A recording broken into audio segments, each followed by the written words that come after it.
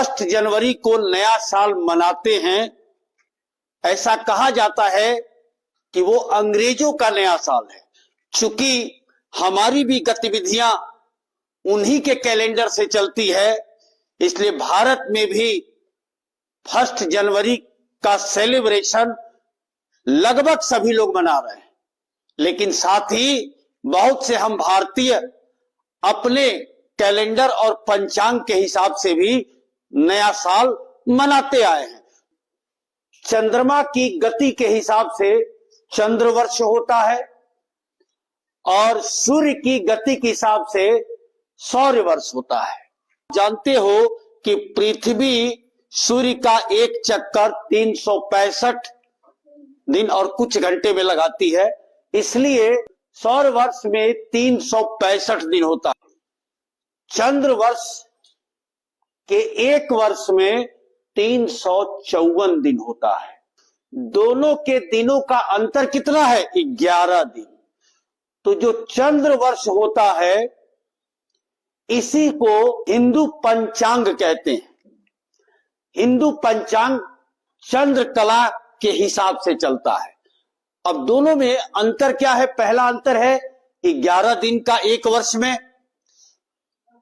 चंद्र वर्ष के अंतर्गत जो महीने होते हैं वो 29.5 दिन का होता है। तो 12 महीना बीत जाएगा 354 दिन में।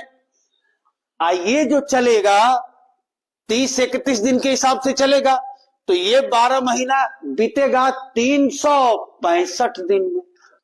अब बड़ी समस्या होती थी कि दोनों का समायोजन होना चाहिए भाई ठीक से, क्योंकि नई पीढ़ी जनवरी, फरवरी, मार्च, अप्रैल ज्यादा जानती है। चैत्र, बैसाख, ज्येष्ठ, आषाढ़, श्रावण, भाद्रपक्ष इसके बारे में थोड़ा कम जानते हैं लोग। खासतौर से बच्चे तो बहुत कम जानते हैं। अब ये 11 दिन का जो अंतर आया तो 2 साल में 22 दिन का हो गया और 3 साल में 33 दिन का।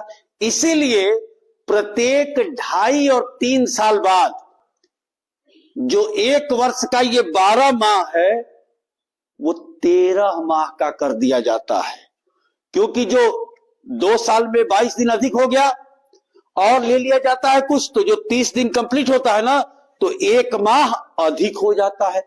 तो अब समस्या ये आई कि भाई ये तो 12 माह ही है, 2.5-3 साल बाद ये 13 माह हो गया, तो एगो कौन माह, एक कौन सा नया है?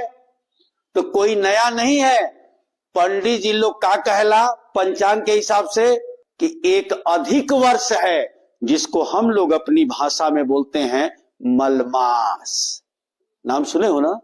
मलमास। और हिंदी में उसको बोलते हैं पुरुषोत्तम मास। इसीलिए हर 2-2.5-3 साल बाद एक जो इसमें से महीना होता है ना, वो 2 महीने के बराबर होता है। तो लोग कहते हैं कि मलमास लागल। सुन ले खबा, सावन के महीना में 4 गो सोमारी होला और कौनो साले 8 गो सोमारी हो गए, क्योंकि वो मलमास है, वही अतिरिक्त मास उसमें जुड़ जाता है। अब हिंदू पंचांग विक्रम संवत के अनुसार चलता है।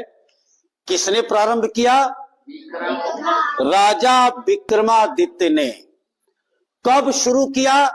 तो 57 ईसा पूर्व, यानी जब ग्रेगोरियन कैलेंडर शुरू हुआ उससे 57 वर्ष पहले शुरू किया। ऐसा कहा जाता है कि राजा विक्रमादित्य मालवों पर विजय जब प्राप्त किए तो उसकी खुशी में, उसके जश्न में विक्रम संवत शुरू किया। इसलिए अगर ये साल हमारा 225 है तो विक्रम संवत जब पूछा जाएगा तो उसमें 57 वर्ष जोड़ दोगे तो विक्रम संवत आ जाएगा। नया साल 2026 आएगा ना, और कोई पूछता है बेटा कि विक्रम संवत कितना होगा, तो उसमें क्या करेंगे? 57 जोड़ दीजिए, आप विक्रम संवत बता देंगे। तो हमारा विक्रम संवत जो अगला आएगा वो कौन सा होगा? 2083। अभी कौन चल रहा है? 2082। जो जनवरी, फरवरी, मार्च, अप्रैल हम पढ़ते आए हैं उस कैलेंडर को क्या कहते हैं? Gregorian calendar. यह 1582 में पोप ग्रेगरी 13वीं ने लागू किया। यह कैलेंडर जो हमारे सामने आजकल कैलेंडर है, उस कैलेंडर में जूलियन कैलेंडर का ही संशोधित रूप है। यानी जूलियन कैलेंडर जो पहले आता था उसमें लीप ईयर या कई महीने कम या अधिक जो कुछ भी रहता हो उसमें कुछ परिवर्तन करना पड़ा, तो उसी जूलियन कैलेंडर का संशोधित रूप है ग्रेगोरियन कैलेंडर, जो हमारे हिंदू पंचांग के अनुसार हमारा भारतीय 12 महीना होता है।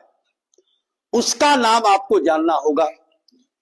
चैत्र, वैशाख, ज्येष्ठ, आषाढ़, श्रावण, भाद्रपद, हमने के बोले नहीं जा भादो, अश्विन एक के क्या बोले नहीं जा कुआर, ठीक ना, कार्तिक, मार्गशीर्ष एक के हमने क्या भाषा में कहा अगहन बोले लीजिए ना, पौष एक के क्या बोले लीजिए पूष, माघ, फाल्गुन, फाल्गुन के क्या बोले लीजिए फागुन।